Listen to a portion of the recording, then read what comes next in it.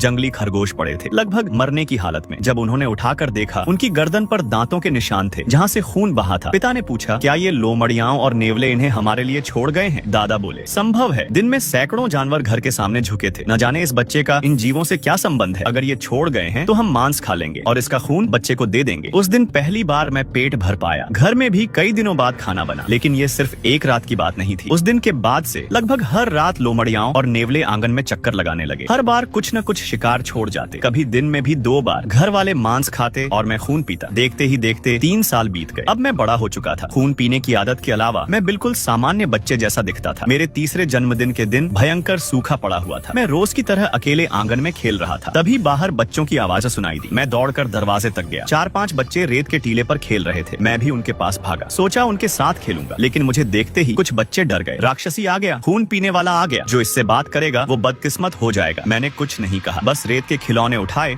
और खुद ही खेलने लगा। तभी टीले के दूसरी तरफ से आवाज आई, आओ साथ में खेलते हैं। मैंने देखा एक गोल मटोल लड़का मुस्कुरा रहा था। हाँ, चलो बड़ा घर बनाते हैं। कुछ देर बाद उसने जेब से एक टॉफी निकाली, मेरी ओर बढ़ाते हुए बोला, मीठी है, खाओ। मैंने पहली बार किसी बच्चे से अपनापन महसूस किया। मुझे लगा वो मेरे साथ अच्छा है तो मुझे भी उसके साथ अच्छा होना चाहिए। मैंने कहा, मेरे पास भी कुछ अच्छा है, तुम रुको। मैं दौड़कर घर गया। माँ पिता मेरे लिए जो जंगली मुर्गे का खून कटोरी में रखे थे वो उठा लाया। मैंने कटोरी उसे पकड़ाई। उसने बिना सोचे एक घूंट लिया, लेकिन हाथ से कटोरी फिसल गई। पूरा खून उसके कपड़ों पर गिर गया। वो घबरा गया और तभी पीछे से एक औरत की कलेजा चीर देने वाली चीख गूंज उठी, अरे मनहूस, सबकी बर्बादी का कारण यही है। अचानक एक औरत तेज कदमों से दौड़ती हुई आई। वो थी मंगली, गांव के रामलाल की पत्नी। उसने बिना कुछ पूछे सीधे मेरे कपड़े की गर्दन पकड़ ली और मुझे जोर से दूर फेंक दिया। अरे हरामजादे, तूने मेरे बेटे को खून पिला दिया, आज तुझे जिंदा नहीं छोड़ूंगी। मैं जमीन पर जा गिरा। तभी दादाजी कुदाल लेकर दौड़ते हुए आए। उन्होंने मंगली को धक्का दे